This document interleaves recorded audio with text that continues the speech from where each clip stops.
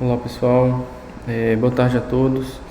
Eu me chamo Edson Cetira e a convite do professor Dr. Fábio Wilson Gurgel Costa, venho hoje apresentar aqui e discutirmos a temática de farmacologia aplicada, eventos clínicos pós-operatórios de cirurgia de remoção de terceiros molares.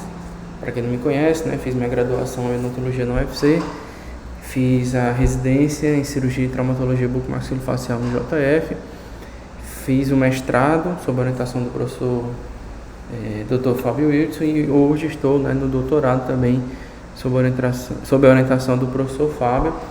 Sou professor na Unicristo e também coordenador de pesquisa e extensão também na Unicristo. Inicialmente quero agradecer ao meu amigo, meu professor, orientador, professor Fábio Wilson. Muito obrigado, professor, pela honra do convite. Para mim é sempre um prazer falar das nossas pesquisas, do que realmente estamos fazendo e buscando de alguma forma somar na comunidade científica. Então essa é uma linha de pesquisa que eu sempre sigo aprendendo com o professor Fábio, e vamos hoje discutir um pouco sobre essa temática.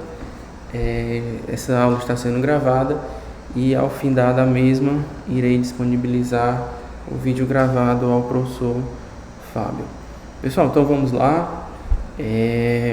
Eu sempre gosto de deixar claro nas minhas aulas que não tenho nenhum tipo de conflito de interesse, não vou fazer propaganda específica de nenhuma marca, e como irei apresentar alguns casos clínicos aqui, peço que posteriormente, quando vocês estiverem assistindo essa aula, ou quem entrar ainda em tempo hábil aqui na nossa plataforma Meet, peço por favor que não façam print, não façam fotos em respeito aos pacientes, evitando expor os mesmos, tá?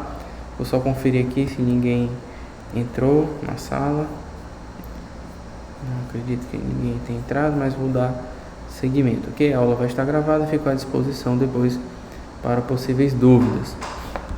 Então eu sempre gosto também de metaforizar a remoção de a cirurgia de remoção de terceiros molares como um jogo de xadrez, de acordo com a peça que você movimente, você pode ter consequências positivas, visando a ganhar o jogo, como também pontos negativos caso haja ou algo não siga o percurso de planejamento no qual você o fez. Então, o planejamento, pessoal, é realmente algo fundamental.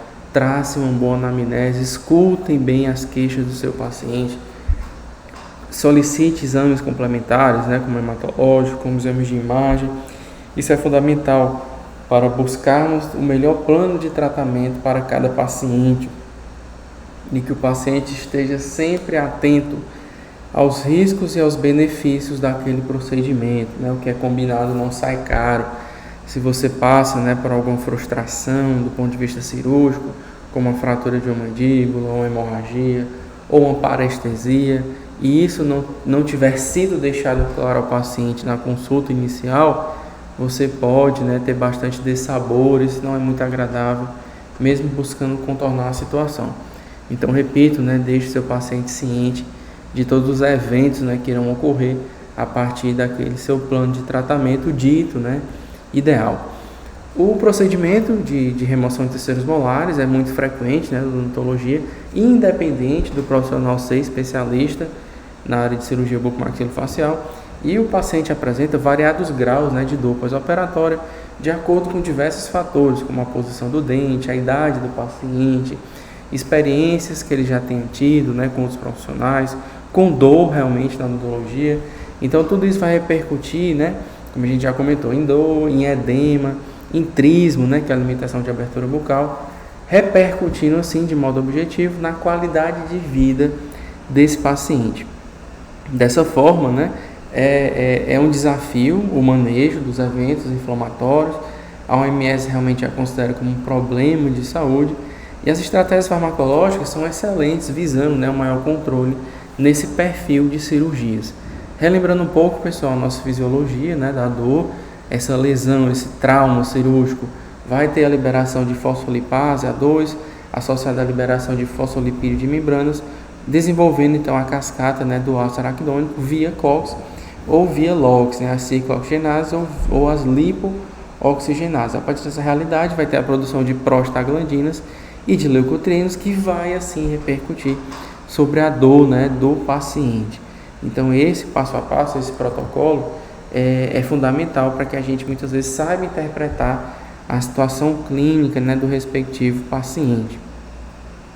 Dentro dessa realidade, como já comentaram, né, as estratégias farmacológicas são excelentes ferramentas visando ao controle desses eventos. Lembrando que essas estratégias podem se dar, né, de modo pré-emptivo, ou seja, antes do procedimento cirúrgico, emptivo, no transcirúrgico, ou pós-emptivo, né, que é depois do procedimento. Essa tende a ser a mais utilizada em escala global. Mas vamos entender um pouco, né, de cada uma delas e suas principais vantagens e desvantagens. Iniciando com a analgesia pré-emptiva, trago aqui um estudo, né, de Araújo e colaboradores de 2012, onde ele comparou, né, um ensaio clínico que comparou o efeito pré-emptivo de tramadol e nimesulida em cirurgia de terceiros molares inferiores.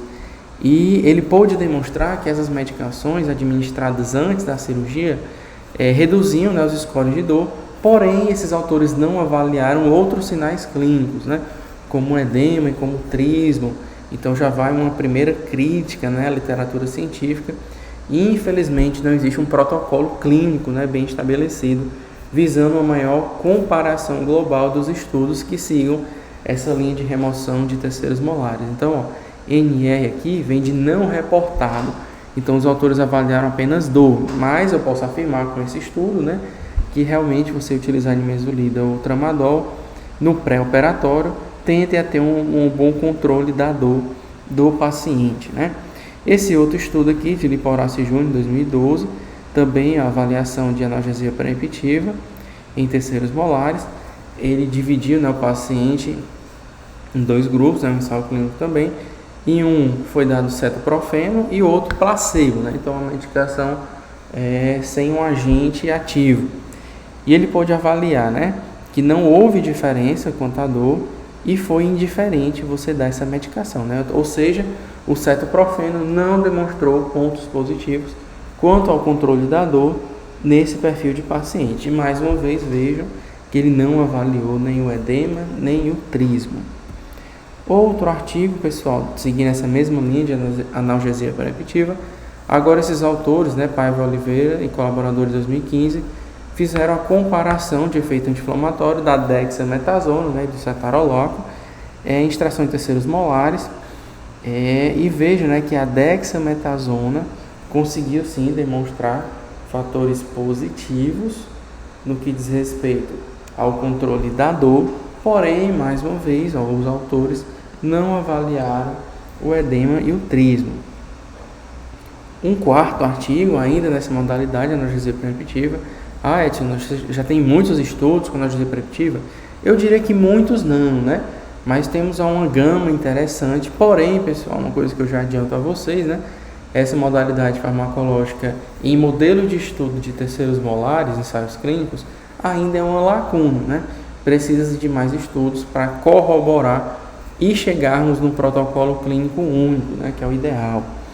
Então esse autor aqui, Neichem e colaboradores, 2017, ele fez uma avaliação do uso de nimesulida de modo pré-operatório e mais uma vez, pessoal, infelizmente, né, ele avaliou somente a dor, mas o ponto positivo, a nimesulida dado antes da cirurgia realmente reduz a dor, né, desse paciente. Ele não avaliou nenhum edema e não avaliou o trismo. O último artigo aqui, pessoal, sobre analgesia pré-emptiva, seria esse artigo de Albuquerque colaboradores, 2017, né, sob a orientação do professor Fábio Wilson, onde no caso aqui os autores, né, fizeram a administração mais uma vez pré-cirúrgica. Um grupo recebia ibuprofeno, né, lembra que é um AINE, não COX-2 seletivo, né? E o etoricoxib, que aqui não, ele se é um coxib, é um seletivo COX-2, então tende, né, a ter um efeito melhor. E pode-se demonstrar uma redução dos níveis de marcadores inflamatórios, uma redução da dor, né, do paciente, porém não foi avaliado o edema e o trismo. Então assim, pessoal, fazendo um resumo, né, desses 5 artigos que a gente pode elencar aqui sobre esse protocolo de analgesia pré-emptiva, podemos observar, né, que quanto ao controle da dor, 4 foram favoráveis, né, esse controle.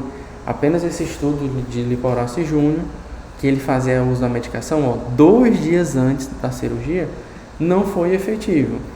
Edson, será que a razão de não ter sido efetivo pode ter sido esse protocolo farmacológico? Provavelmente, né? A gente tem que entender como é que é o tempo de meia-vida, a ação farmacológica daquela droga específica que a gente está querendo estudar, para poder gerar um protocolo de utilização clínica. Vejo também, pessoal, outra crítica, né, que a gente faz na literatura, é que falta um protocolo de analgesia preventiva. A maioria dos autores demonstrados aqui realmente fez uso 1 hora antes da cirurgia, mas há autores que fazem 30 minutos antes e esse que fez 2 dias antes. Então isso, pessoal, é ruim. Quando a gente quer gerar um protocolo, né, quando a gente quer fazer comparações clínicas, você ter vários protocolos dificulta a gente chegar no protocolo único, né? Então essa é uma crítica, né, que a gente faz à literatura e que futuros artigos, né, futuros ensaios clínicos nessa seara busquem, né, fazer um protocolo único. Mas como pontos positivos, Edson, a gente pode citar o que, né? Associada à analgesia preventiva. Ela vai fornecer um maior conforto ao paciente, vai reduzir o consumo de medicação de resgate, né? Ou seja, aquela medicação que a gente faz no pós-operatório, o paciente tende a fazer menos ingestões, isso é bom, né? Do ponto de vista hepático, do ponto de vista renal, e de modo geral vai abreviar o tempo de recuperação do paciente. Então vejam uma série de pontos positivos que a gente vai poder estar implementando, né, junto ao nosso paciente. E agora a impetiva, né, a chamada transcirúrgica, como é que é feita? Trouxe aqui um exemplo de um artigo em que os autores, né, O'Hare e colaboradores de 2019, fizeram uso de dexametasona submucosa para avaliar dor edemitrismo, né, em cirurgia de terceiros molares mandibulares. Desculpa, aqui é até uma revisão sistemática desse tema, tá? E o que é que eles puderam chegar, né, a um consenso com essa sistemática? Que realmente a administração transcirúrgica da dexametasona sob mucosa, injeção, reduziu sim os fatores clínicos, isso é muito bom, né? Reduziu dor, reduziu edema, reduziu trismo e melhorou a qualidade de vida do paciente. Então aqui, pessoal, é o que a gente busca, né, para todo e qualquer paciente, que ele tenha uma redução dos eventos inflamatórios e impacte de modo positivo na sua qualidade de vida. Então, uma sistemática, né, que já demonstra esse ponto. Vejam aqui, através desse gráfico de forest plot, ou gráfico de floresta, a meta-análise, né, de avaliação dessa sistemática, a gente pode observar, pessoal, que o prisma, esse ponto aqui final dos estudos que foram feitas avaliações da dor edemitrismo, né, 24 horas, 72 horas e com 7 dias. E vejam que todas elas, o prisma está do lado, né, direito, a favor do procedimento, a favor do uso da dexametasona, e não houve um toque nessa reta ortogonal de nulidade. Então isso quer dizer o quê? Que em todos os momentos de avaliação pós-operatórios, o uso da dexametasona foi favorável, realmente houve o controle da dor, do edema e do trismo, repercutindo assim, né, reverberando assim, numa melhor qualidade de vida ao paciente, tá? De modo geral, pessoal, pontos positivos, né, desse protocolo: reduz o consumo de analgésico para o controle da dor, vai abreviar o tempo de recuperação do paciente, porém tem um ponto negativo. Como você vai estar aumentando um passo cirúrgico, né, já que é transoperatório, isso vai aumentar o tempo da cirurgia. Edson, mas até que ponto, né, isso vai realmente prejudicar o paciente? A gente só tem em mente que quanto mais demorado o procedimento cirúrgico, mais edema, né, tende a existir naquele paciente. Então busque realmente avaliar, né, se vale a pena você fazer esse protocolo farmacológico. E o último, né, pessoal, como eu já comentei, isso tende a ser mais utilizado a nível mundial, que é a analgesia somente pós-epitiva. Então, após o procedimento cirúrgico, é feito, né, o uso de fármacos. Trouxe aqui uma revisão sistemática para demonstrar, né, o uso desse tipo de protocolo. Vejam aqui, injeção intramuscular de dexametasona para o controle da dor, do edema e do trismo, de modo pós-epitivo. Então, uma revisão sistemática. Então, deixa eu só ver aqui. Uma revisão sistemática. E ele pôde demonstrar mais uma vez, pessoal, que houve uma redução da dor e do edema, apresentando, né, uma melhora quanto à qualidade de vida, porém, pessoal, não apresentou melhora quanto ao trismo, certo? Deixa eu só ver aqui, pessoal, que a Isla veio falar comigo, não sei se é dificuldade de entrar aqui no Meet. Só um minuto, tá?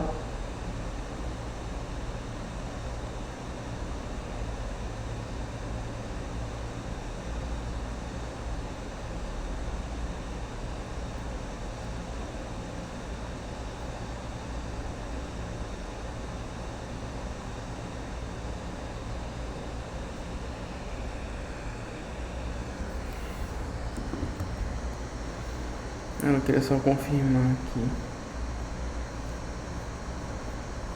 Sim, vamos lá, dar continuidade. Desculpa aí a breve pausa, tá?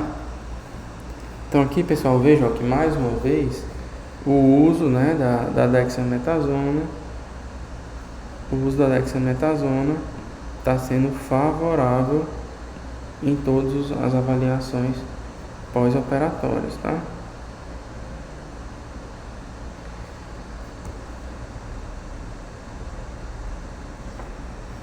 Com pontos positivos, né, da analgesia pós-repetitiva, conforto ao paciente e a questão da qualidade de vida. Pessoal, só um minuto, que estão me solicitando aqui o link, né, para a entrada. Só um minuto.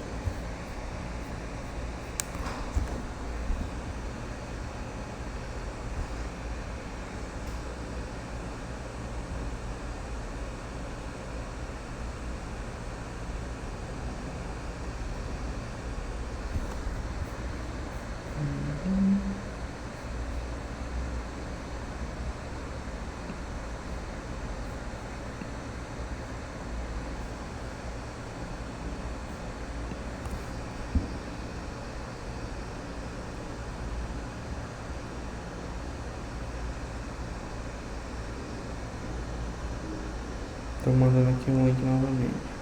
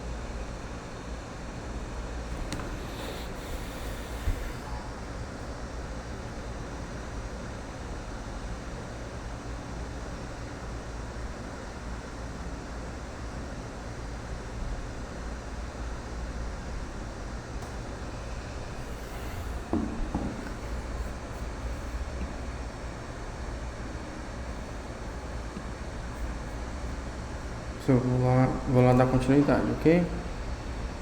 Acho que os alunos devem entrar aos poucos.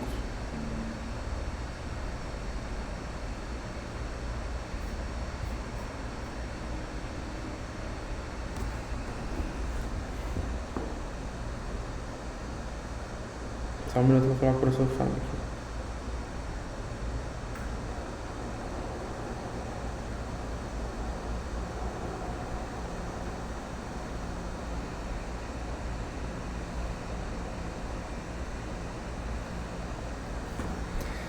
Vamos lá, vou dar continuidade, tá?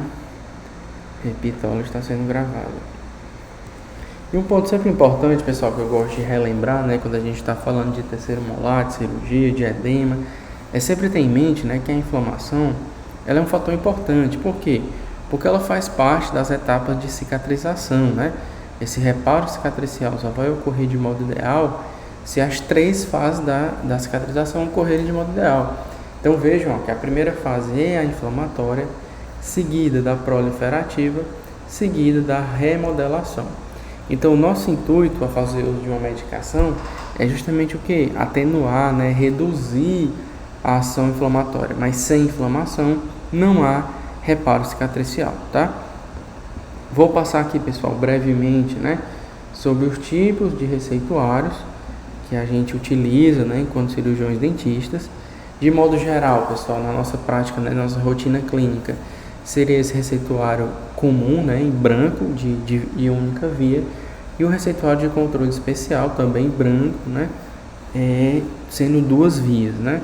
Então, antibióticos, algumas medicações específicas, né, como opioides, que podem gerar algum grau de o paciente ficar meio que viciado, né, de permanência. Isso tem que ser feito um controle melhor, por isso que é feito sobre ação especial, ou seja, isso pode gerar dependência no paciente, ok? Quais são, Edson, os principais protocolos, né, analgésicos utilizados em clínica? Lembrando aqui Hipócrates, né, que amenizador é obra divina, e busquemos, né, fazê-las da melhor forma, reduzindo, né, pessoal, as sequelas, as morbidades, tendo sempre a relação de avaliação do prognóstico clínico do nosso paciente, né? Se ele tem alguma comorbidade, a gente tem que atentar para, de repente, alguma contraindicação de medicação, né? Propriamente dita, né? Principalmente o uso crônico. Temos que ter muito cuidado com esse tipo de realidade. E sempre ponderar, pessoal, junto ao paciente, os riscos e os benefícios de acordo, né, com o seu plano de tratamento, tá? Vou trazer aqui alguns casos para ilustrar essa realidade. Pessoal, só um minuto mais uma vez aqui que estão fazendo contato comigo aqui no WhatsApp. Eu vou só dar um retorno aqui. A Isla está falando comigo. Só um minuto, tá? Continuo já.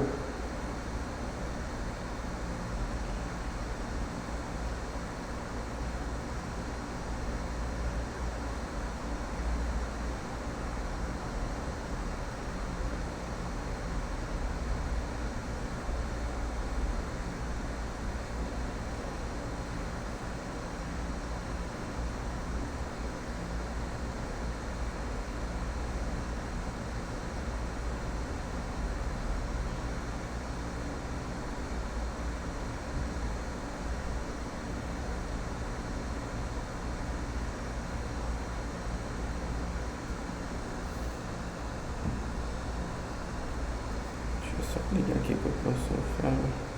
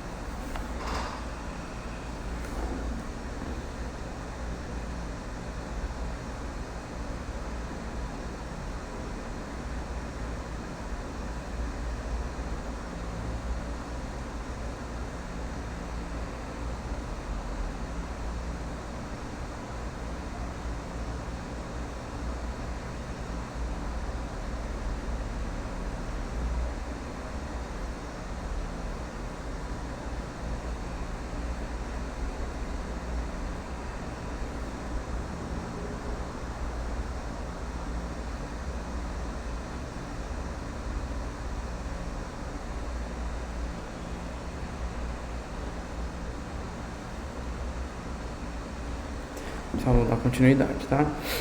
Repito, né? De qualquer forma, essa aula está sendo gravada. Vocês conseguem ter acesso posteriormente. Qualquer dúvida fica à disposição, tá? Vou deixar meu e-mail, meu Instagram. Então vamos lá. Trazer aqui um caso clínico 1 para ilustrar, né, um pouco da nossa discussão teórica aqui. Então vamos supor um paciente, né, que teoricamente, viu pessoal, até boto aspas aqui, os benefícios superam os riscos, né, entre aspas. Então, aquele paciente asa 1, né, normo sistêmico, não tem alergia a nada, ausência de dor, ausência de inflamação, baixo grau de ansiedade e é cooperativo. Um ponto sempre importante, né, que eu gosto de comentar, ó, que sempre a gente tem que avaliar é o grau de ansiedade desse paciente, né, como é que está esse grau de ansiedade. Então, tenha em mente que isso vai repercutir sobre a nossa conduta cirúrgica e principalmente sobre a dor, né, que esse paciente vem a desenvolver. Então, o paciente que inicia as FCG, 36 anos, asa 1, sem queixas dolorosas, né, com o terceiro molar, vai remover os terceiros molares por indicação ortodôntica e a ansiedade é dita leve, né? Então, paciente tranquilo, permite, né, o nosso protocolo. Então, vejam aqui a proximidade, né, do segundo e do terceiro molar, 47, 48, com grande risco, né, de parestesia. Então, deixar isso claro ao paciente, FCG, né? Existe o risco aqui no transcirúrgico a gente gerar alguma complicação associada à parestesia, pois há uma grande proximidade, né, do dente com o canal mandibular. Então, aqui clinicamente, pessoal, vejo, né, que não tem realmente nenhum sinal de infecção, inflamação. Foi feito aqui um acesso. Opa, professor. Agora o pessoal tem. Boa tarde, pessoal.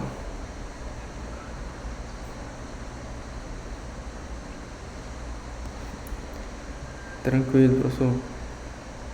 Boa tarde a todos. Professor, de qualquer forma, como a gente tinha combinado, tá sendo tudo gravado, tá? Eu já não cheguei nem a terminar a primeira parte do conteúdo, não. E a aula completa vai ser disponibilizada posteriormente.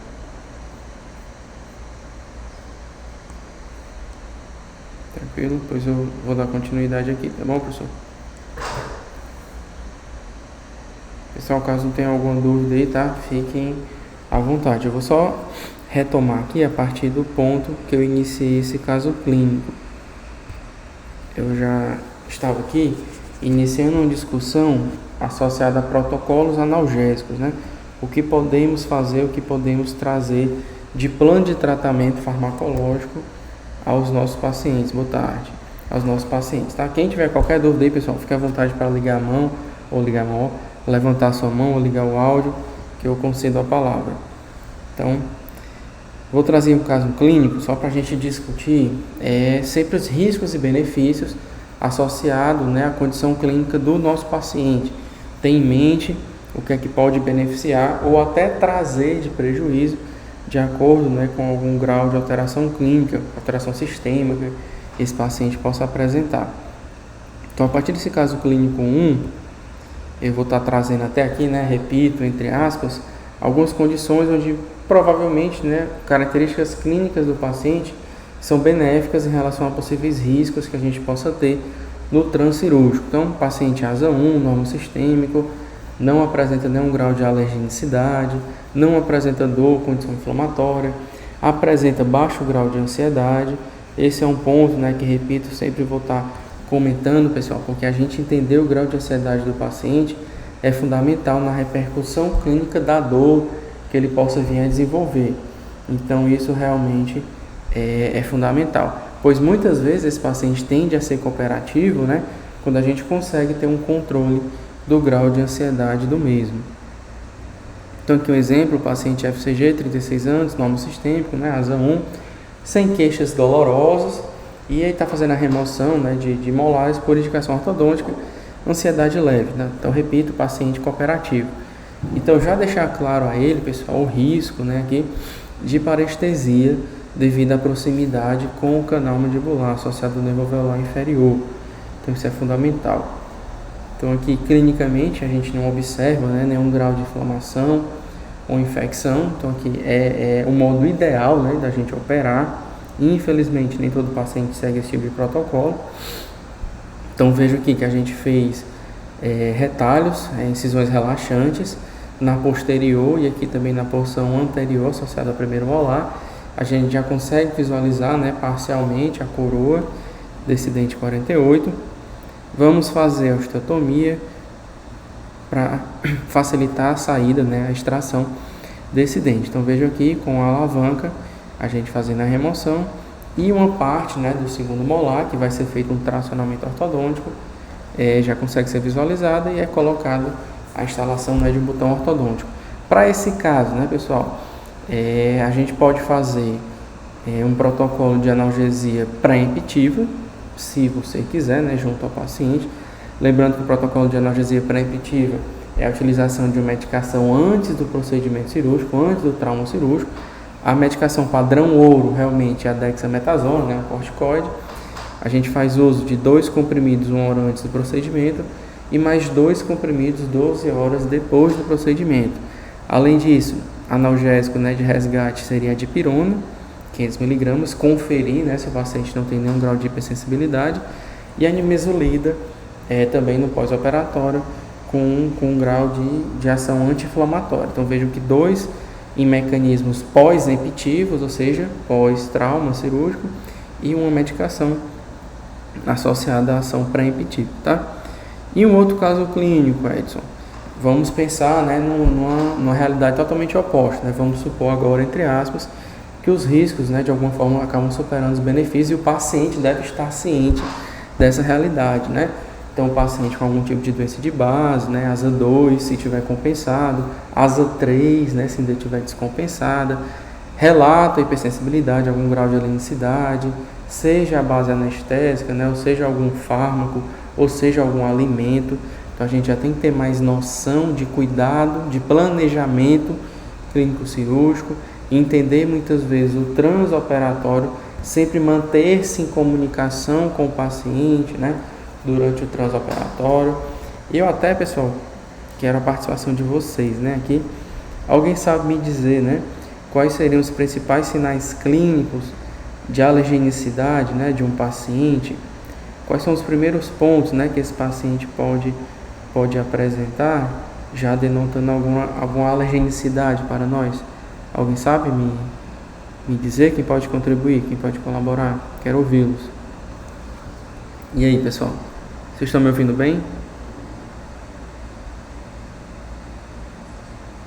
Pronto. E aí, pessoal? Qual é o primeiro sinal clínico de alergenicidade, de hipersensibilidade na clínica, né, no nosso tratamento odontológico? Vocês estão fazendo uma cirurgia de remoção de terceiros molares. Qual região, né, a gente deve avaliar para, de alguma forma, associar um quadro de hipersensibilidade? Quem pode me dizer? Não tenho medo de errar não, tá?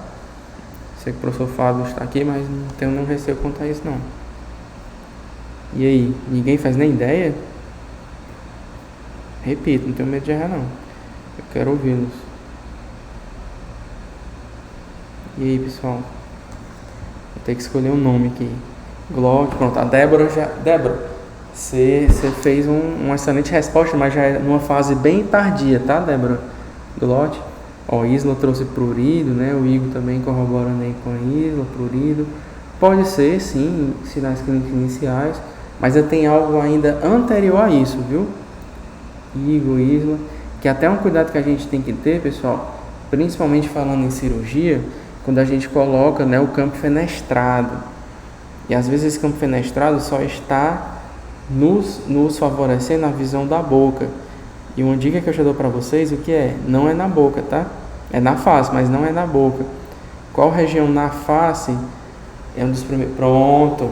É um dos primeiros sinais, né? Exatamente. Pálpebras, perfeito, Débora. Pálpebra, tá, pessoal? Então, edemas em pálpebras inferiores é o primeiro sinal clínico de alergenicidade. Então, é interessante, de alguma forma, a gente estar visualizando as pálpebras, né, do paciente, porque se ele tiver algum grau de alergenicidade, às vezes o paciente nem sabe, né, que tem alergia a determinada base anestésica, e você só vai ter essa certeza passando por um procedimento cirúrgico. Então, a dica que eu dou para vocês é isso: de repente, ampliar, né, mais o seu fenestrado, corte, veja parcialmente a região ocular, porque isso já dá uma excelente indicação, né, de estágio inicial de algum grau de hipersensibilidade, tá? Aí o que vocês citaram realmente está correto, mas é um passo a passo que vai acontecendo. Então também a comunicação com o paciente, né? Não é simplesmente dar uma boa tarde ou um bom dia e depois entregar a medicação. atente para também os relatos e queixas que ele pode relatar, né? Ah, não, doutor, estou com náusea, estou com dificuldade de respirar, de repente estou com coceira, né? Estou com prurido aqui em membros inferiores e membros superiores. Então já procure ter esse estalo, né? Essa maturidade clínica de entender que esse paciente pode ter algum grau de alergenicidade, né? Eu acho que a Débora trouxe bem. Isso pode realmente findar em edema de glote, né? Gerando até o óbito do paciente. Isso pode acontecer em algumas horas, né? Ou em alguns dias, em algumas semanas, se não for feito nenhum tipo de intervenção, né? Para conter essa alteração clínica, tá? O principal fator, que é a remoção da causa, a partir do momento que a gente para, né, de infundir aquele anestésico, se for um anestésico, aquilo ali já tende a ter um efeito clínico muito interessante, mas já é interessante também a gente solicitar um suporte, né, avançado, associado principalmente ao uso de adrenalina, ao uso de antihistamínicos, né? E dependendo desse grau de alteração clínica do paciente, pode ser necessário também o uso de oxigenoterapia, associada à manutenção da sua oximetria, tá? Então veja, pessoal, além disso, é um paciente que já apresenta dor, já apresenta inflamação, então veja que o prognóstico dele é desfavorável. A gente lembra, né, pessoal, que de alguma forma a presença de inflamação pode dificultar a nossa atuação cirúrgica. Em que sentido, pessoal? Vamos lá, eu quero a participação de vocês estão muito calados. Em que sentido, pessoal, a inflamação pode dificultar a nossa ação cirúrgica? Quem pode me ajudar? Inflamação, pessoal, altera o que? Do ponto de vista químico. Acidez no meio, perfeito. Então, essa acidez no meio vai gerar realmente uma redução da ação anestésica, né? Então, um ponto importante para isso é a gente evitar fazer anestesias o quê? Terminais e filtrativas, né? Anestesias próximas àquela região que esteja inflamada, né? Ou que esteja infeccionado. Como é que a gente contorna essa situação, pessoal? Já que aquela minha área, né? Vamos supor, uma fístula, né? Ou um abscesso próximo à região ali vestibular de um primeiro molar inferior, a gente vai abortar a cirurgia? A gente vai cancelar a cirurgia? Ou tem como a gente contornar a situação? Quem pode me dar um exemplo, né, de como contornar a situação, já que o meio está mais ácido? Podemos fazer o quê? Perfeito, Raíssa aí, o Igor também. Anestesia à distância, anestesia troncular, beleza. Show de bola. Vamos lá, quero a participação de vocês, tá? É muito ruim ficar só nesse monólogo aqui. Entender também, pessoal, transtorno de ansiedade do paciente. Como a gente já discutiu até do caso passado, né? Essa ansiedade vai repercutir sobre a dor, que vai repercutir em uma não cooperação do paciente. Então, protocolos de redução de ansiedade são cada vez mais necessários, né? Um tratamento humanizado, entendendo, né? A gente tem que ter essa maturidade clínica, que isso vai repercutir no nosso sucesso cirúrgico. Enquanto a gente não controlar ou de alguma forma tentar reduzir esse grau de ansiedade, isso vai repercutir em mais dor, né, ao paciente, o que é ruim do ponto de vista de qualidade de vida ao mesmo, tá? Então aqui, ó, paciente ARGS, 52 anos, diabetes mellitus tipo 2, né, talvez descompensado, e a queixa dele dolorosa, então vejo que já tem um grau de urgência, né, apresenta até um leve edema, e a ansiedade é dita alta, então é um paciente pouco operativo, né, ou não cooperativo. E ao avaliar a radiografia panorâmica dele, ó, mais uma vez a gente consegue denotar, né, proximidade com o canal mandibular, associado ao alveolar inferior, existe osso na distal, existe uma impacção no segundo molar, o dente 38 aqui, pessoal, a gente mais uma vez consegue denotar, né, a proximidade com o canal, osso na distal, esse aqui está mais favorável, pelo menos não tem impacção com o segundo molar, mas vejo que até existe um certo grau de dificuldade cirúrgica, né? Isso é para deixar mais divertida a nossa cirurgia. Então, repito, tudo isso tem que ser dialogado com o paciente, eles têm que estar cientes. E clinicamente, pessoal, a gente consegue visualizar um quadro, né, de pericoronarite. Então, esse deve ser a principal razão de queixa clínica dele, né? É um paciente que já tem um quadro de pericoronarite estabelecido. Dentro dessa realidade, a gente, né, eu já considero quase que obrigatório, né, obrigatório entre aspas, ninguém tem obrigação de nada, é muito mais uma sugestão clínica, né, que o uso da dexametasona pré-emptivo, pré-operatório, pessoal, que é fundamental. A gente vai tender, né, a ter mais sucesso no controle dos eventos inflamatórios, como do edemitrismo, se você faz esse tipo de protocolo farmacológico. E hoje em dia, né, a gente pode puxar para protocolos não farmacológicos, né, como o uso de laser terapia de baixa intensidade. Mas esse aqui não é o intuito da aula de hoje, tá? Mais uma vez, né, a dipirona como ação analgésica e a nimesulida com ação anti-inflamatória. É discutível aqui essa questão, pessoal, do uso do antibiótico. O paciente está com saída, né, de exudato purulento, porém não tem febre, segue com dor. Pergunto a vocês, pessoal, a gente tem que obrigatoriamente fazer uso de antibiótico para um quadro, né, de pericoronarite nesse sentido? Opa, tô vendo agora aqui que a Tainá botou. Não tá passando? Vocês não estão conseguindo?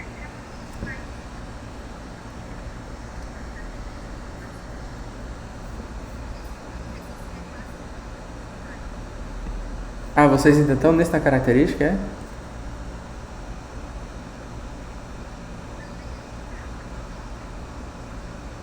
Tá tipo um... Pronto, tá tipo um delay, é? Tem um delay. Vocês estão conseguindo ler aqui estratégia farmacológica, dexametasona, dipirona, nimesulida? Ah, tranquilo. Eu acho que tá tendo algum delay. Vou procurar ser um pouco mais lento então, tá? Mas eu pergunto a vocês, pessoal, qual seria o principal sinal clínico, né, do paciente que indica o uso de antibiótico-terapia? Quem pode me dizer? Pronto, perfeito. Tem nem graça, né? Não deu nem tempo de lançar opções. Isso, pessoal, é uma pergunta que cai muito em prova de concurso, tá? E a maioria dos candidatos ficam com dúvida entre esses dois itens, ó. A presença de exudato purulento, né? O famoso pus, e a presença de febre. Mas como a Camila já respondeu muito bem, o sinal clínico que indica a prescrição de antibiótico-terapia é a febre. Então, do ponto de vista de evidência científica, tá? Se esse paciente não apresenta febre, não justifica o uso de antibiótico. Ah, Edson, mas na clínica eu já vi professor ABC, professor XYZ, que mesmo paciente sem febre faz uso de antibiótico. Tá, é uma decisão por vivência clínica dele, mas entendam que não há evidência científica que suporte esse tipo de decisão.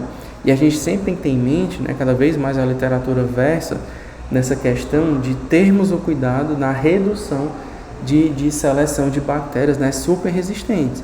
Porque a partir do momento que a gente faz uso, né, para todo e qualquer paciente, de antibióticos de amplo espectro, que é a realidade da odontologia, o paciente tem qualquer tipo de infecção, né, já se faz uso de amoxicilina, né, a penicilina de amplo espectro, para gram positivos, aeróbios, a gente tende a gerar um certo grau de resistência àquela medicação. Então pode chegar um momento, né, que aquilo dê algum tipo de déficit hepático, renal ao respectivo paciente, principalmente se for cronificado, e principalmente a comunidade científica no sentido de chegar um momento de não existir mais um antibiótico, né, que venha a debelar ou controlar algum tipo de infecção. Então temos que ter muita responsabilidade frente, né, a esse tipo de realidade clínica, tá, pessoal? E eu até gosto aqui, né, de fazer um adendo sobre essa questão da ansiedade, porque como eu já comentei com vocês, esse grau de ansiedade do paciente, que é importante que a gente entenda e até consiga gerar uma classificação de grau de ansiedade para ele, numa consulta inicial, por exemplo, né? É aquele paciente mais inquieto, é aquele paciente que demonstra medo, aquele paciente que não se sente à vontade de estar ali, ou não, né? É aquele paciente que está bem à vontade, bem tranquilo, você explica toda a cirurgia, ele praticamente nem questiona, porque isso de alguma forma vai estar repercutindo justamente o que, pessoal? Sobre a dor do paciente. Vários ensaios clínicos, né, já demonstram que quanto maior a ansiedade, maior a sensibilidade dolorosa, né, esse limiar de dor tende a ser reduzido. E um fator ainda mais sério, né, se essa ansiedade não for controlada, esse paciente pode chegar num grau de insuficiência renal, né, associado principalmente à grande liberação de adrenalina. Então vejam a importância, né, dessa nossa avaliação clínica ideal muito bem feita, né, uma anamnese muito bem feita, visando a redução de prognóstico, né, de piores de quadro clínico do paciente e principalmente visando a qualidade de vida desse paciente. E eu vou estar trazendo até aqui, pessoal, algumas evidências científicas, né, que já existem sobre esses protocolos de redução de ansiedade. Então, um tipo aqui muito interessante que a gente pode utilizar na nossa rotina clínica, né, independente de onde você esteja, é o uso da musicoterapia. Então, ó, esse artigo aqui de Kim, colaboradores, em 2011, ele fez uso, né, da musicoterapia, ou seja, um grupo, né, um ensaio clínico, recebeu a música que o paciente gostava de ouvir, tá? Isso é bem, ele deixa isso bem claro, não é a música que você, dentista, gosta de ouvir, é a música que o paciente escolhe. Então, num grupo tinha música, no outro grupo estava sem música, remoção de terceiros molares, né, inferiores. Utilizou-se essa escala visão analógica para o paciente apontar a dor que ele sentia, né, tanto antes quanto após a cirurgia. E eles conseguiram demonstrar que o uso da música, né, reduzia o grau de ansiedade, e reduzia a percepção dolorosa entre os pacientes, né, com e sem música. Esse outro estudo aqui, ó, de Yamashita e colaboradores 2019, é quase uma replicação, né, de Kim, de 2011. Ele também fez uso da musicoterapia e ele conseguiu resultados ainda mais interessantes. Vejam que o protocolo metodológico foi o mesmo. Um grupo recebia música, que escolhia, no outro sem música, e ele conseguiu demonstrar, pessoal, redução da frequência cardíaca, redução da frequência pulmonar e redução da pressão arterial desse paciente, né, no que diz respeito à utilização da musicoterapia. Então isso é muito importante. Vocês estão conseguindo seguir minha linha de raciocínio, pessoal? Segue parado.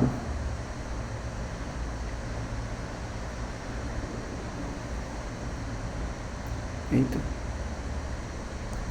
Aí eu tô vendo agora aqui a pergunta da Camila. Deixa eu tirar aqui a apresentação e botar novamente, ver se aparece.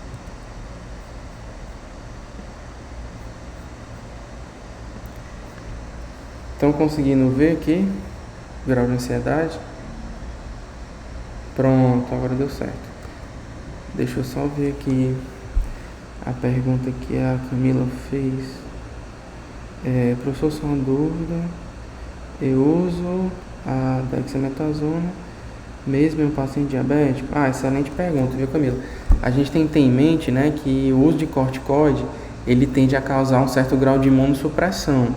Então, se o seu paciente realmente já tem uma glicemia muito elevada, lembra, né, pessoal, que lá no diabetes é uma doença que altera microvasculatura, vai ter uma tendência de redução de ação de neutrófilos, então esse paciente tende a ficar mais susceptível a infecções.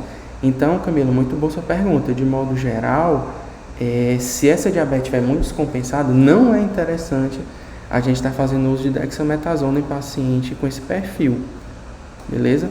Porque a gente vai tender, né, a predispor esse paciente à infecção devido principalmente à redução de ação de neutrófilos, tá? Ele já acaba tendo uma neutropenia fisiológica, beleza?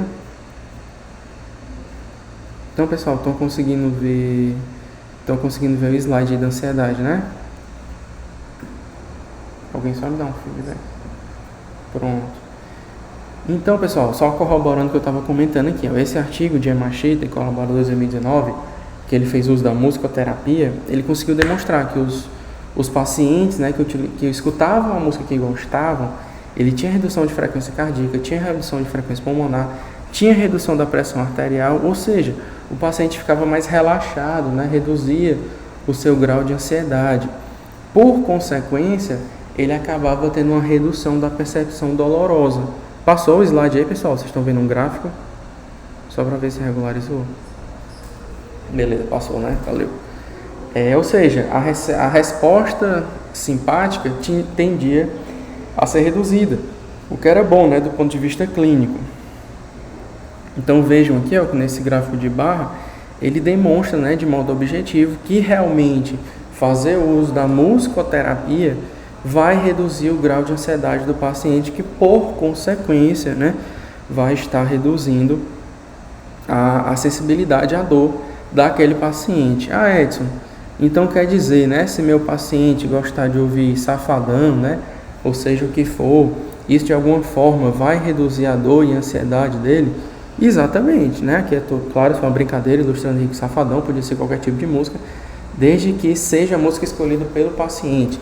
Existem outros estudos, com musicoterapia, que demonstram que muitas vezes não foi o paciente que selecionou a música, né, já eram músicas pré-selecionadas, que não tiveram a mesma efetividade, né? Existem estudos, por exemplo, o estudo dos Estados Unidos, onde eles utilizaram música clássica, e isso de alguma forma não repercutiu tanto quanto a dor do paciente, quando eu comparo com esses dois estudos aqui, né, de Kim 2011 e o Yamashita 2019, no qual o paciente fez uso, ele escolheu a sua música, né? Então a gente não tem que julgar se gosta ou não da música, mas sim o paciente fazer uso. Então, qual é uma dica clínica que eu dou para vocês, pessoal? Isso aqui parece até brincadeira, mas isso aqui é evidência científica, tá?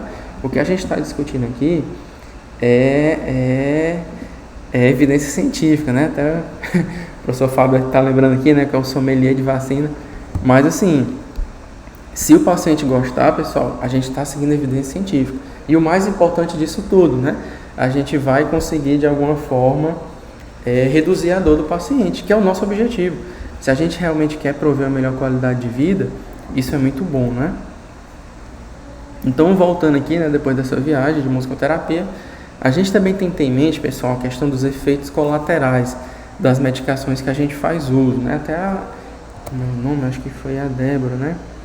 A Débora trouxe aqui muito bem essa discussão quanto a dexametasona. Eu já vi que tem outros aqui que gostam de pagode, Tiaguinho, aí o Igor aí tá se integrando. Beleza, pode ser. Então quem for operar o Igor, né, é interessante botar Tiaguinho para ele ouvir, que vai reduzir o grau de ansiedade. Mas eu sei que o Igor não é frouxo não, né, Igor? Você não precisa de musicoterapia não. Mas claro, brincadeira, viu, pessoal?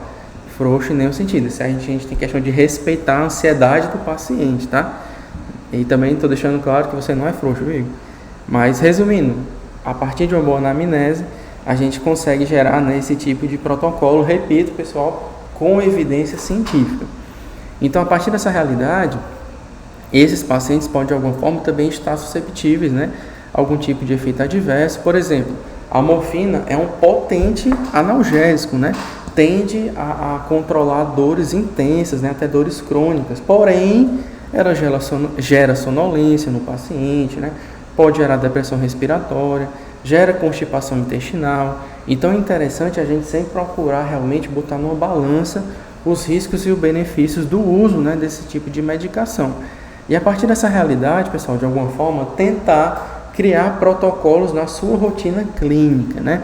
Já vocês estão recebendo o CRO aí, né, que eu estou sabendo, graças a Deus. E a gente tem que ter isso em mente, né? Só relembrando um pouco aqui a resposta inflamatória, a partir, né, de fosfolipídio de membrana celular associada à fosfolipase A2, vai estar desenvolvendo a cascata do ácido araquidônico, como a gente já comentou, via lipoxigenase, né, leucotrienos, via ciclooxigenase, prostaglandinas e tromboxanos. A gente vai ter a ação farmacológica dos AINES, né, agindo principalmente sobre a COX, lembrando que esses AINES podem ser COX-2 seletivos ou não, né, tendo menos efeitos adversos, e os corticoides agindo sobre a fosfolipase A2. Dando continuidade a esse segmento, né, caso não seja feito nenhum tipo de interação farmacológica, esses leucotrienos, prostaglandinos e tromboxanos vão estar agindo no MP cíclico, que vai gerar o impulso nervoso, que a partir disso, né, vai gerar o processo de dor, edema, relacionado a cada paciente. Então a dipirona vai estar agindo aonde, né? Associada ao diclofenaco em canais de cálcio, tendo essa relação com sensibilização central. Por isso que a dipirona realmente é um excelente analgésico, né, do ponto de vista odontológico. Existe também o uso de opioides, né, como morfina, codeína, tramadol, mas a gente tem que ter em mente, pessoal, que isso aqui são dos últimos passos numa escala, né, de utilização de analgésicos, né, de anti-inflamatórios, porque senão a tendência é a gente gerar uma certa dependência, né, desse paciente. Veja que agora ele já vai ter uma ação central e vai assim reduzir a dor do paciente, né? E Edson, afinal de contas, né, quais são os principais fármacos, né, com ação analgésica que a gente tende a utilizar na nossa rotina clínica, né? De modo geral, pessoal, a dipirona é o analgésico de primeira escolha. Uma das poucas exceções, né, é caso o paciente tenha alergia à dipirona, né, tenha alergia a AS, a gente passa a utilizar então o paracetamol, né, normalmente 750 miligramas. Vou até relembrar aqui com vocês alguns protocolos de prescrição farmacológica. Mas pode fazer uso também de ibuprofeno, né, também tem uma excelente ação analgésica. Caso essas medicações iniciais não tenham um efeito clínico interessante, a gente pode partir, né, para outras medicações. Mas vejam, repito, que existe um passo a passo, né? A gente não deve, né, matar uma mosca com uma bomba. É interessante você partir, né, de uma ação mais específica e restrita para só depois, né, de acordo com a evolução clínica do paciente, passar a utilizar outras medicações, tá? Então, por exemplo, né, protocolo da dipirona, excelente ação analgésica. Normalmente a gente faz um protocolo o quê? A cada 6 horas, né, por 2 ou 3 dias. Cuidado, pessoal. Quem tem a mania de querer colocar, eu vejo que o aluno gosta muito de botar isso na dipirona. Coloca assim, ó, se houver dor. Imagine aí, pessoal, que o paciente passa 10 dias com dor.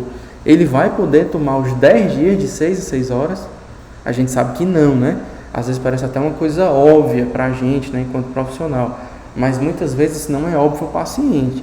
E ele pode ter, né, uma série de consequências por esse uso cronificado da dipirona. Então, procurem deixar ciente a quantidade de comprimido, né, a quantidade de dias que ele deve começar e que ele deve terminar, visando, né, algum tipo de redução de efeito adverso. Vantagem dessa medicação, pessoal: preço bastante acessível, início da ação é rápida. Pontos negativos: tem paciente que nem sabe, né, que hipersensibilidade pode vir a desenvolver. Ponto negativo, pessoal, a gente botou aqui, ó, que era de 6 em 6 horas. Então, num dia ele vai ter que utilizar pelo menos 4 vezes. Qual é o problema disso? Ele pode acabar esquecendo uma delas, né? É uma medicação, ó, que é mais utilizada na analgesia pós-emptiva, ou seja, pós-emptiva, né? Ou seja, após o procedimento cirúrgico. É muito utilizado como medicação de resgate, né, em ensaios clínicos, e muitas vezes a gente considera uma dor de leve a moderada. Então, normalmente esse é o nosso primeiro analgésico de escolha, tá? Não, Edson, o paciente tem alergia à dipirona. E aí, o que é que eu posso fazer? Vamos agora partir, né, pessoal, para o paracetamol. Esse 750 mg pode ser feito tanto de 6 em 6 horas quanto de 8 em 8 horas. E o mesmo raciocínio, né? Delimite a quantidade de dias. Evite, né, essa frase de se dor ou algo do tipo, tá? E vejam que é muito semelhante, né, os pontos positivos. Pontos negativos: vamos acrescentar aqui, né? Paciente que já faça uso de varfarina, porque isso pode aumentar risco de hemorragia, né? Tem relação com ação antiplaquetária. E pacientes, pessoal, que já tem algum grau de alterações hepáticas. Uma das drogas mais hepatotóxicas do mercado é justamente o paracetamol. Então, muito cuidado. Repito, ó, uma boa anamnese, né? Se você faz uma boa anamnese, o paciente relata alguma alteração hepática, você não deve utilizar o paracetamol, ok? Mais uma vez, ó, muito utilizado em analgesia pós-emptiva, medicação de resgate e o mesmo protocolo, né, de dor leve a moderada. É uma medicação segura, ó, para gestantes, né, e lactantes. Às vezes é uma dúvida muito comum, né, no consultório odontológico. Você fez algum procedimento, alguma intervenção odontológica que pode vir gerar algum grau de dor ou inflamação, pode utilizar o paracetamol, claro, também com parcimônia, né, mas ela é uma classificada do tipo B, então já existe um maior grau de segurança associado a efeito adverso, né, em paciente gestante e lactante, né, em puérperas. Edson, iniciei paracetamol ou iniciei dipirona e o paciente segue com queixa de dor, né? Já estou no 3º dia pós-operatório, no 4º dia pós-operatório, né? Esse paciente segue com dor. Aí, pessoal, a gente vai ter que partir, né? Tô vendo aqui agora a pergunta.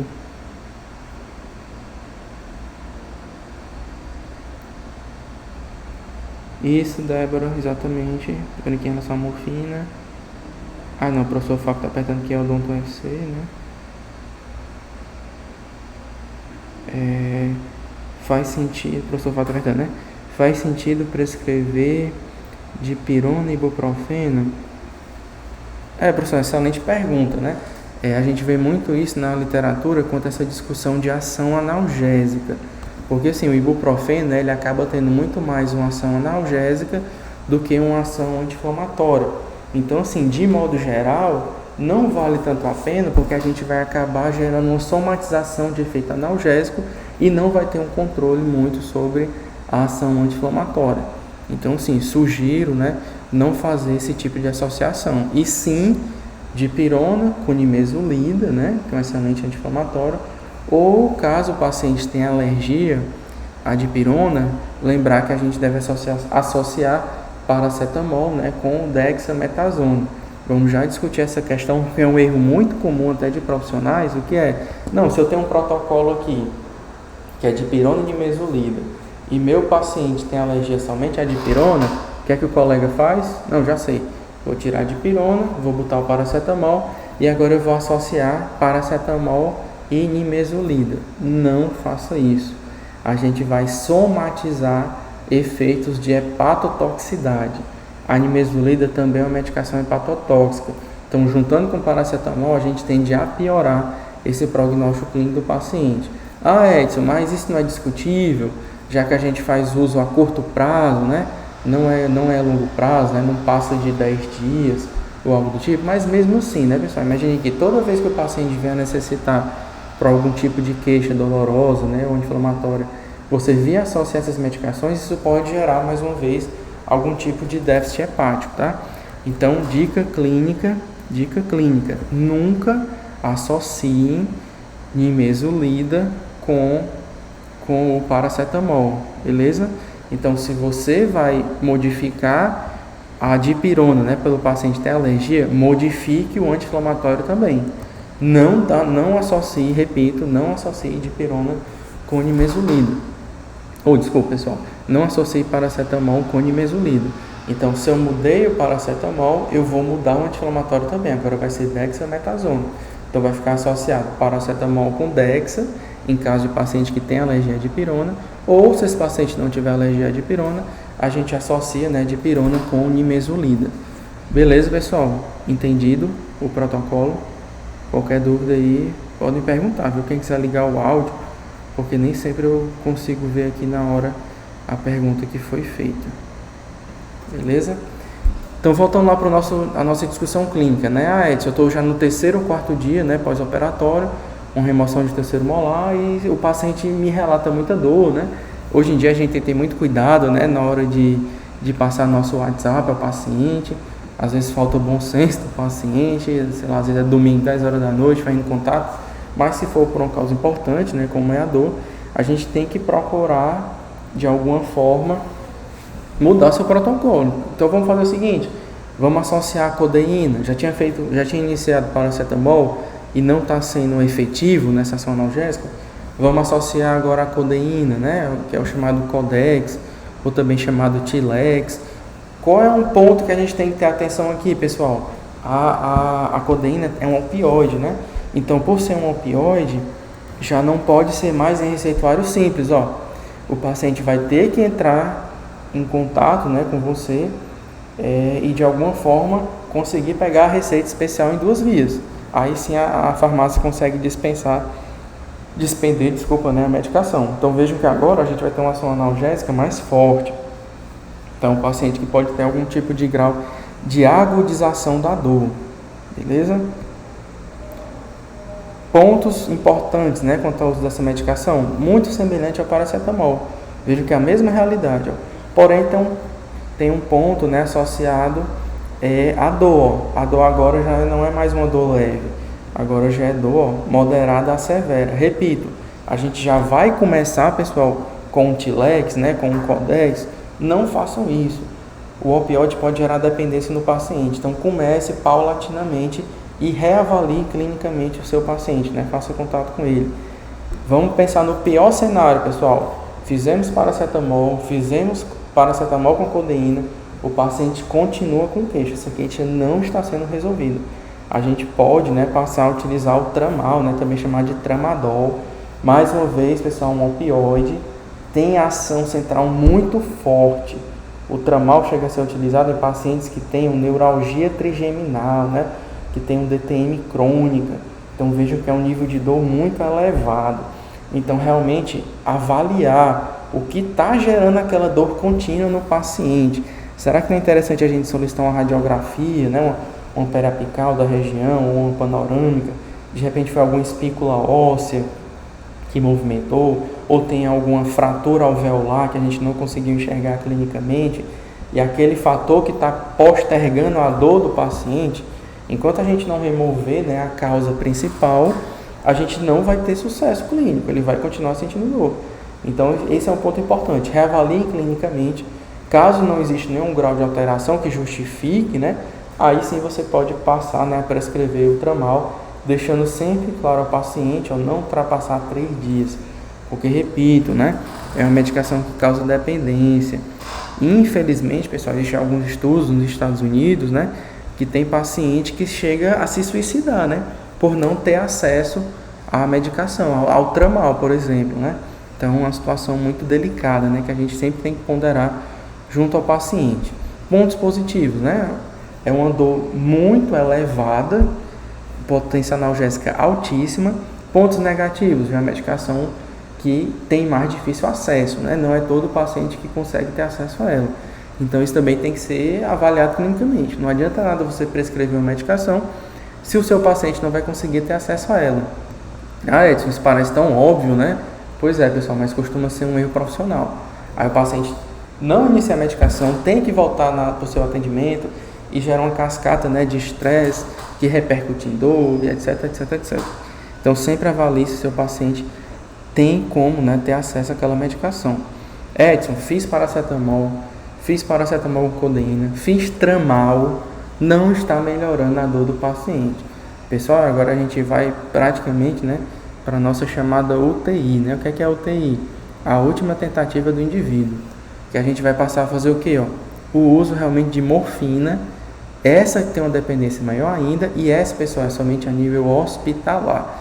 Então a gente tem que acompanhar o paciente, né, junto ao hospital, explicar, né, para o médico, para a enfermeira que esteja fazendo a recepção do paciente, todo o transcorrer, todo o histórico clínico, né, que vem agora a justificar o uso endovenoso de morfina.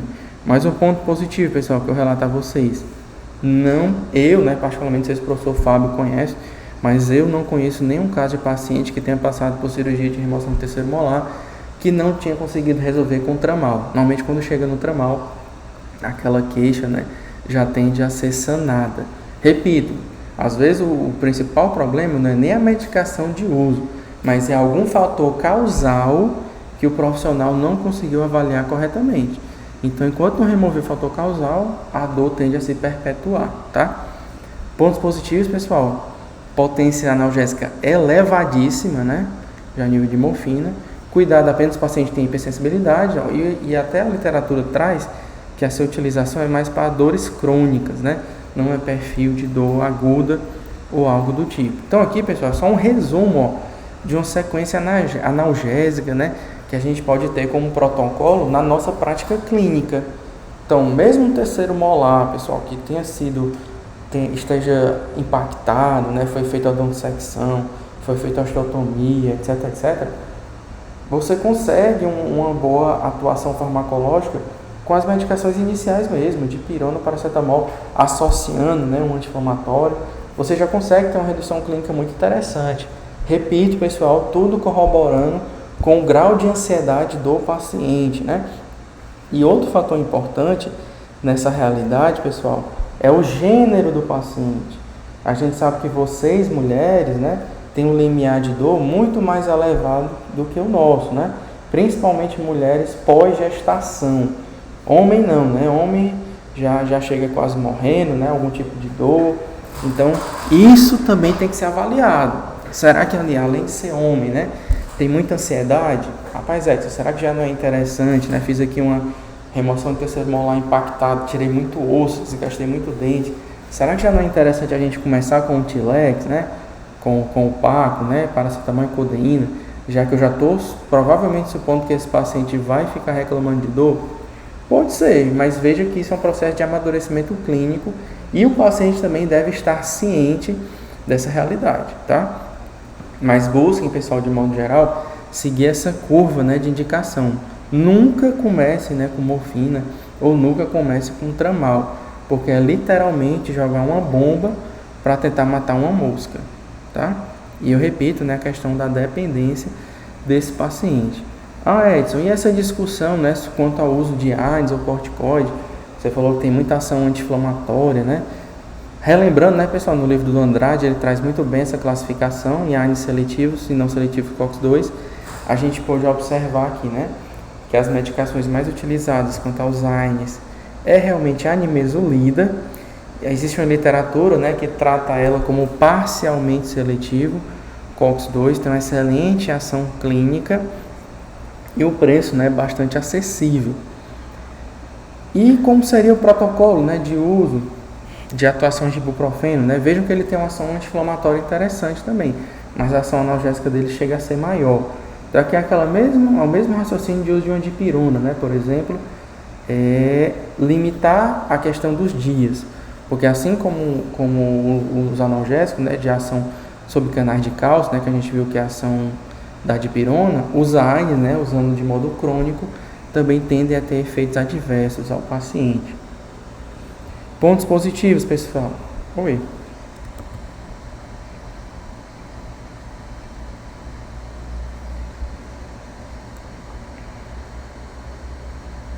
Sim.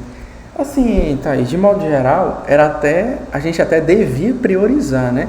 Porque relembrando lá a fisiologia, os COX-2 tendem a gerar menos efeitos adversos, né? Principalmente alteração gastrointestinais. Porém, qual é um fator muito importante nessa realidade, Thaís? É a questão do preço. Por exemplo, se você quiser trazer como protocolo, né, a utilização em cirurgia de terceiro molar, por exemplo, um etoricoxib, dependendo do perfil cultural, econômico do paciente, né, ele não vai ter acesso. Uma caixa é, às vezes, 10 vezes o valor, se eu comparo com o ibuprofeno, né, ou com a nimesulida, por exemplo. Uma caixa de nimesulida varia em torno de R$12, R$15, enquanto tem, dependendo da marca, né, do etoricoxib, pode passar de R$100, entendeu? Então eu vejo muito mais esse fator de acesso à medicação por não ser tão utilizado COX-2. Tá entendendo o raciocínio?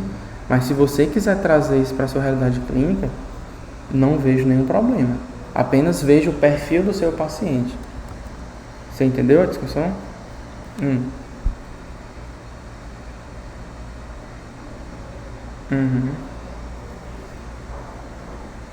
Efeito o quê? Assim, de modo geral,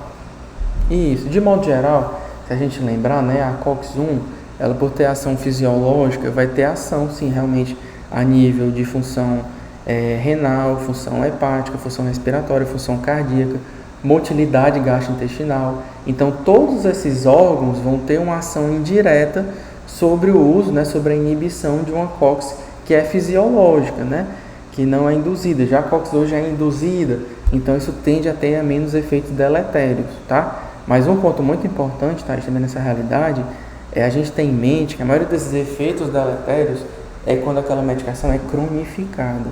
Um lado bom da nossa profissão é que a maioria delas é usada de modo pontual, não passa de 5 dias. Então, na maioria das vezes, esse clearance, né, metabólico da função hepática e renal não tende a ser tão sobrecarregada por ser um tempo de utilização curto. Beleza? Tudo bem? Pronto, então vamos lá dar continuidade. A gente estava falando aqui, né, do ibuprofeno. Então, da mesma forma, né, o preço acessível, do leve a moderado, porém, né, pessoal, acaba tendo essas queixas, né, do ponto de vista de ação, principalmente não seletiva COX-2. Então, pode gerar hipertensão arterial, repito, né, cronificação, gastrite, né, úlcera péptica, cetorolaco, né, uma outra medicação muito utilizada. Lembra, pessoal, cuidado com o cetorolaco, ele não é, né, comprimido associado a via oral específica, ele deve ser aposicionado de modo sublingual. Então aqui já é uma dor mais profunda, tá? Então o paciente, a gente iniciou, né, dipirona, nimesulida ou só ibuprofeno, e ele segue sentindo dor, a gente pode fazer esse protocolo, né, de ação sublingual. Então veja que é a posição sublingual de 8 a 8 horas por 2 dias, já é uma dor mais profunda. dor moderada a severa. Então essa medicação é muito utilizada a nível, né, pós-empitivo. Nimesulida, como a gente já comentou, esse é um AINE mais utilizado na odontologia, né, associado principalmente a terceiros molares. Utilização de 12 horas por 3 dias, receituário simples, né, todos que a gente falou aqui são simples, receituário, e tem uma ação analgésica e principalmente anti-inflamatória. Preço acessível, início de ação rápido, maior intervalo entre as doses, isso é bom, né, pessoal? Porque agora, em vez de ter que tomar 4 vezes ao dia, o paciente só 2, né? Uma de manhã e uma à noite, então a tendência dele esquecer é menor. Porém, eu reforço, assim como o paracetamol, a nimesulida tem efeito hepatotóxico. Então, nunca, repito, nunca, né, eu busque evitar a utilização, a associação de nimesulida com paracetamol. E cuidado, né, com o paciente que tem algum grau de hipersensibilidade. É utilizar essa medicação em analgesia pré-emptiva, em analgesia pós-emptiva e dor leve a moderada. Então pode ser uma primeira medicação de escolha, né, de acordo com o perfil do seu paciente. Ed, se eu quiser utilizar, tá a pergunta que a Thaís fez aí, né? Ed, se eu quiser utilizar um COX-2 seletivo, né, um etoricoxib, por exemplo. Veja que o etoricoxib ele é utilizado uma vez ao dia, tem uma ação anti-inflamatória muito boa. Porém, pessoal, o principal problema, né, do etoricoxib, e veja que é receituário de controle especial, tá? O problema do etoricoxib é a questão do preço, né? Principalmente a questão do preço. Fator positivo, maior intervalo entre as doses, agora só uma vez ao dia. Então agora a tendência é o paciente não esquecer mesmo, né? Analgesia pré-emptiva e dor, mais uma vez, né, leve a moderada. E Edson, qual seria, né, as consequências se esse paciente faz um uso, né, prolongado de um AINE? Qual é o problema disso, né? Se ele faz um uso cronificado? Então, pode gerar alterações gástricas, né, úlceras pépticas, vai alterar a hipertensão arterial, pode predispor esse paciente à hemorragia, tendo relação com função plaquetária. Então, a gente tem que ter isso em mente, né? Por isso a importância do paciente entender bem o dia de início e o dia de findar aquela medicação, isso é fundamental. E um opioide, né, que a gente já viu que tem uma ação central, uma ação analgésica muito interessante, constipação intestinal, depressão respiratória e muito cuidado aqui, pessoal, na questão do abuso e dependência, né? Como eu já relatei a vocês, infelizmente, tem paciente que por não ter acesso à medicação, como o tramal, acaba se suicidando, né? Infelizmente, pois vai gerar um grau de dependência muito elevado. E falando agora dos corticoides, né? Porque realmente a dexametasona é o principal corticoide, porque ela realmente é o corticoide de escolha dentro da odontologia. A duração dela é prolongada e a potência relativa dela, pessoal, também é muito boa. Então isso justifica, né, esse maior uso da dexametasona como protocolo, né, de corticoides. E repito, dentro da analgesia pré-emptiva, pessoal, ela é considerada a medicação padrão ouro. Ela vai conseguir reduzir todos os efeitos clínicos de queixas, né, pós-operatórios associadas à remoção de terceiros molares inferiores. Então, só relembrando aqui para vocês, pessoal, receituário comum, né, associado ao corticoide. Esse aqui, ó, é um protocolo de analgesia pré-emptiva. Então, a gente prescreve já isso para o paciente, pode ser numa consulta inicial, né, numa consulta pré-cirúrgica, para ele já fazer uso da medicação 1 hora antes do procedimento e vai tomar mais 2 comprimidos, né, 12 horas depois. Aqui nós estamos utilizando um protocolo de analgesia pré-emptiva. Não, Edson, eu não quero fazer analgesia pré-emptiva. A cirurgia está relativamente fácil, né? Vai ser rápido, só tenha um cuidado, né? Cuidado quando você chama a cirurgia de fácil, né? Se o dente escuta, você costuma morder sua língua, apagar sua língua. Então, muito cuidado para avaliar todos os sinais clínicos e radiográficos para aí sim classificar uma cirurgia como fácil ou difícil. Não, então aqui um protocolo só pós-empitivo. Então, a gente pode fazer uso, né, de 12 em 12 horas por 3 dias. Principais pontos positivos, né, do uso de dexametasona, pessoal. Vai ter relação com início de ação rápido, maior intervalo entre as doses, a gente viu que era só 2 vezes ao dia, preço também muito acessível, às vezes uma caixa, né, com 10 comprimidos, tem farmácia que vende a menos de R$10. Cuidado apenas com a questão de imunossupressão e hipersensibilidade. Como eu comentei com vocês, ó, é a medicação padrão para analgesia pré-emptiva. mas pode ser utilizada também, né, como pós-emptiva. E o perfil de paciente, ó, com dor leve a moderada, tá? E um ponto que eu queria chamar a atenção de vocês, pessoal, é o seguinte, né? Se esse paciente faz uso crônico... Vixe, não passou o slide, foi, Camila? Tô vendo agora aqui. Vocês não estão vendo esse meu slide? Hã? Ah, estão vendo aqui uso prolongado de corticoide, né? Estão nesse slide, todo mundo? Ou não?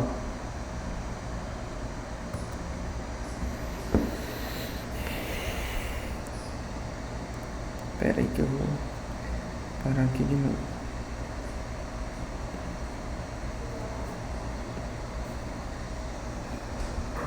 E agora?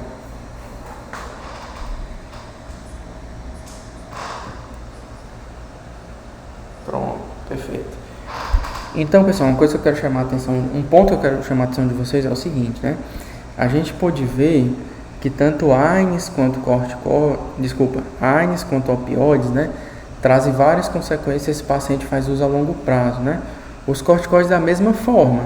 Então, vai estar alterando a produção endógena, né, de cortisol, pode gerar a chamada síndrome de Cushing. Esse paciente pode ficar imunossuprimido. Foi até a pergunta, acho que a Débora fez, né? Paciente que tem o diabetes médio descompensado. Por quê? Vai ter uma redução da ação neutrofílica, né? Mas eu pergunto para vocês, pessoal, qual é o primeiro ponto que a gente tem que ter em mente caso o nosso paciente venha fazer uso prolongado de um corticoide? A gente tem que ter algum cuidado a mais ou não? A pergunta que eu faço para vocês é o seguinte: tem diferença se ele faz uso a longo prazo de AINE, de opioide ou de um corticoide? Quem me diz? E por quê?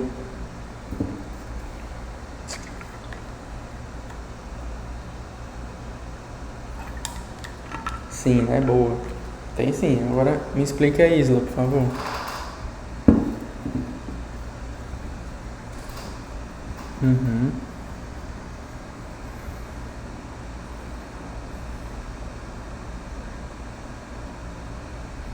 Protetor gástrico, né? Beleza. Tá bom, tá. Química, né? Dependência química, beleza. Tá, mas... vai lá, tá no caminho do gol. Certo, mas não me responderam aí. Tudo que vocês falaram, né? Desculpa, tá correto. Mas vocês ainda não me diferenciaram o principal ponto. Vou trazer um caso clínico, tá? Paciente A fez uso, ele leu errado lá a sua receita. Em vez de tomar nimesulida, né, que é um AINE, por 3 dias, ele tomou por 30 dias. O paciente B leu errado também lá a sua receita. Em vez de tomar o tramal por 3 dias, ele tomou por 30 dias. E o paciente C também leu errado a sua receita. Em vez de tomar a dexametasona por 3 dias, ele tomou por 30 dias. Pergunto a vocês, como vai ser o nosso protocolo clínico à frente de cada um desses pacientes? O que é que vocês vão fazer a partir de agora? O paciente acabou de chegar no consultório e acabou de relatar isso pra gente. O que é que a gente tem que fazer para cada um deles?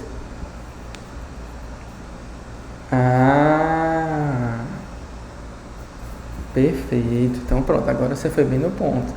Mas o que você falou está correto, realmente. O paciente, tanto um opioide quanto um AINE, né, há mais de 30 dias, já entre com protetor gástrico. Muito provavelmente ele vai ter algum grau de ulceração gástrica. Então já tenta de alguma forma reverter. E claro, né, suspensão imediata. Para o corticoide a gente não pode fazer isso.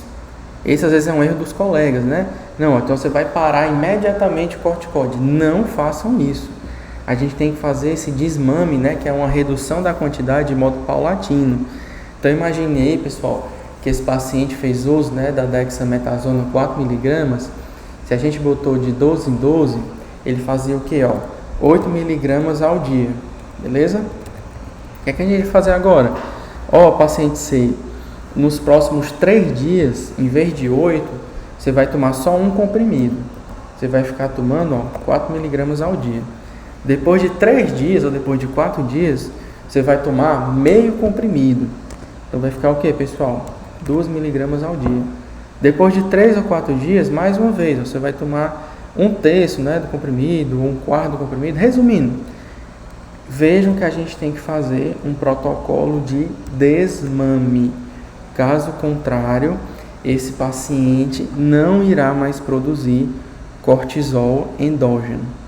Entenderam o raciocínio? Isso é fundamental, pessoal, senão a gente pode piorar o prognóstico do paciente. Beleza? Então vamos lá, dando continuidade aqui em nossos slides.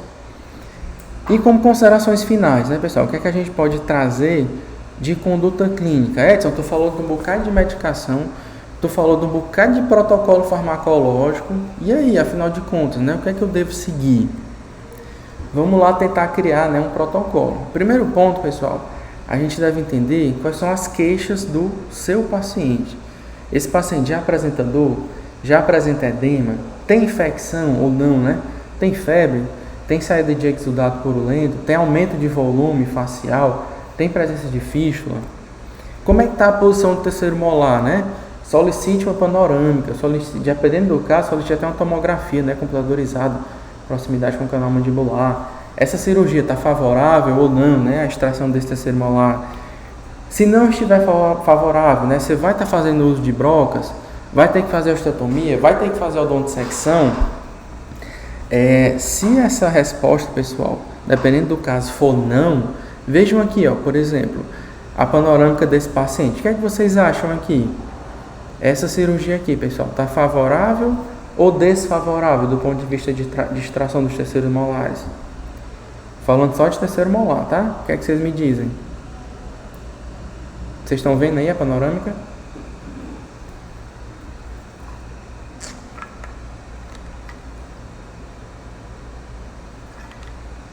Pessoal, vocês estão vendo a panorâmica? E aí, pessoal, está favorável ou não? Então, aparenta estar, concordo. Vamos ver aqui, ó. Dente 48, ó. Não tem osso na distal. Opa, desculpa. Dente 48 aqui, ó. Não tem osso na distal. As raízes só são conoides. Isso é favorável. Já erupcionou na cavidade oral. Não está tão próximo ao canal mandibular. 38, pessoal, mesma forma, ó. Não tem osso na distal. Já está erupcionado. Raízes mais conoides. Superiores, da mesma forma, ó. Já erupcionados, não tem osso na distal. Então, teoricamente, pessoal, aqui a gente classifica, né, como uma exodontia via alveolar. Você não vai precisar fazer osteotomia, odontodissecção. Então, o trauma cirúrgico é mínimo, né? Normalmente esse paciente já chega sem queixa. Muitas vezes, né, uma exodontia chamada profilática, porque vem antes da queixa do paciente. Então, a nossa expectativa, né, enquanto operadores, é um desconforto do leve. Então, Edson, será que realmente é obrigatório a gente fazer uma analgesia pré-emptiva? Na minha opinião, não. Eu acredito que um só pós-emptivo, ou seja, só após o procedimento, já consiga, né, atenuar a dor, a inflamação, o trismo, e a gente já consiga de alguma forma, né, promover a qualidade de vida, né, a esse paciente. Porém, pessoal, veja um outro cenário, né, bem diferente aqui.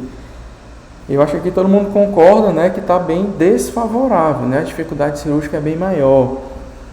Vejam aqui, ó, 38, totalmente impactado, as raízes ainda tem uma certa abertura, né, uma certa dilaceração. Essa aqui principalmente, ó, não é conoide, muito osso na distal, impacção no segundo molar. Os superiores ainda estão também semi-inclusos. Tem até uma certa proximidade com o seio maxilar. Vejam aqui, né, o risco do dente ir para o seio maxilar. Então aqui, pessoal, é um perfil completamente diferente, né? Isso aqui já é um protocolo via não alveolar. A gente vai ter que utilizar brocas, né, para fazer osteotomia, para fazer odontodissecção. Então o trauma cirúrgico é maior. Muitas vezes é o paciente que já nos procura com algum tipo de queixa, né, dolorosa. Então isso tudo tem que ser avaliado. Então a nossa expectativa de dor é de moderada a intensa. Então aqui principalmente, pessoal, esse fator da ansiedade vai repercutir diretamente na qualidade de vida do nosso paciente. Se você não faz algum tipo de protocolo, né, de redução da ansiedade, vai dificultar a sua cirurgia. Aí até complementando, né, a gente está falando lá de redução de ansiedade, nós temos várias formas, tá? Tem meios farmacológicos e não farmacológicos. Os não farmacológicos a gente chegou a discutir lá, né? Musicoterapia.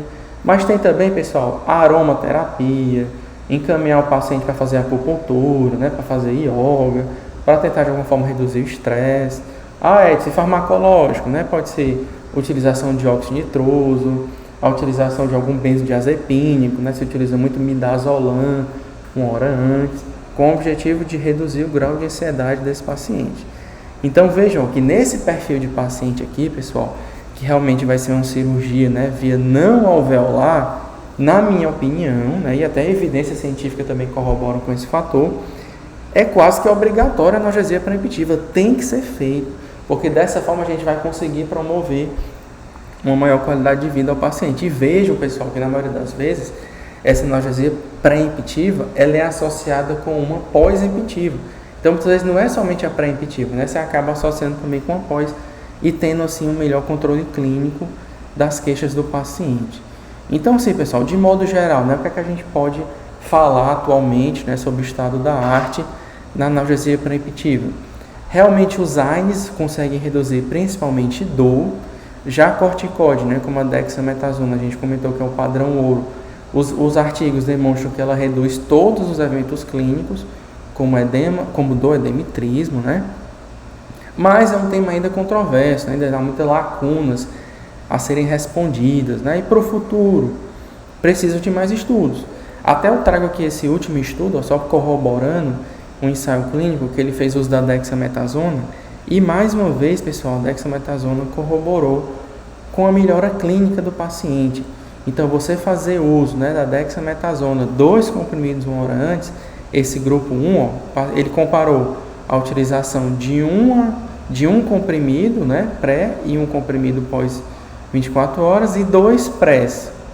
Ele pode avaliar que esse protocolo de fazer 2 comprimidos prés, né, pré-emptivo, reduz todos os eventos clínicos. Então, realmente, esse protocolo que a gente já segue para o corticóide é muito interessante e tem muita evidência científica. E claro, né, pessoal, a gente não pode esquecer que tudo vai passar por um bom planejamento, uma boa anamnese, saiba escutar seu paciente, entenda as queixas do seu paciente, por que realmente ele está buscando aquele perfil de atendimento. E juntando todos esses fatos, a gente vai conseguir ter um excelente plano de tratamento ao nosso paciente. E como eu já comentei, né, para o futuro, realmente a necessidade de mais estudos, né? Então, muitos de vocês aqui, eu sei que querem, né, partir para essa área de pesquisa. Então, vejam que é uma excelente área, né, a ser avaliada, tá certo? Essas aqui foram as referências que eu utilizei na montagem dessa aula, né? E eu sempre gosto, né, de trazer aqui, né, professor Fábio, a nossa revisão sistemática, que foi um dos capítulos do meu mestrado, que a gente fez justamente essa busca na literatura científica sobre o uso de AINES nesse protocolo de analgesia preemptiva e, de alguma forma, né, tá buscando colaborar com a comunidade científica, tá? Quem quiser ter acesso aí, QR Code, ou só mandar um e-mail, eu envio o paper, tá? Agradeço aí a atenção de todos e agradeço mais uma vez aí o convite do professor Fábio. Fico à disposição, tá, pessoal, para possíveis dúvidas. Peço desculpa aí por algumas falhas aqui da conexão, né? Às vezes não passou um slide ou outro. Mas repito, quem tiver alguma dúvida, esse aqui é meu e-mail, ou quiser entender melhor algum ponto, algum traço, algum protocolo farmacológico, eu fico à disposição, tá certo? Mais uma vez aí agradeço a atenção de todos e vejo que se alguém tem alguma dúvida, tá? Esse é o momento de falar.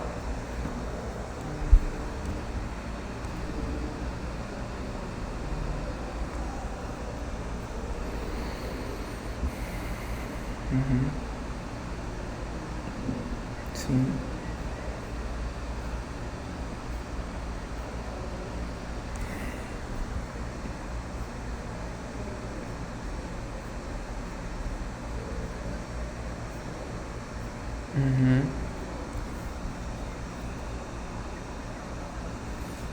Sim.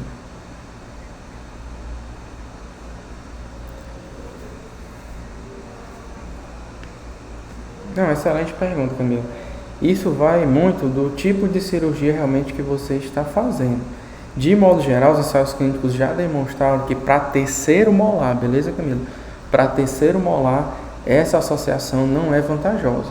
Mas vamos supor, você está fazendo uma remoção de uma raiz, né, residual, ou de repente um dente descido, que não gerou um trauma cirúrgico tão relevante, aí sim você pode estar fazendo esse tipo de protocolo. Mas repito, para terceiro molar, esse tipo de associação não se mostrou interessante. Beleza? Tranquilo, pessoal? Quem mais aí? Dúvidas? Podem falar, tá? Se tiver mais alguma dúvida aí, fica à disposição.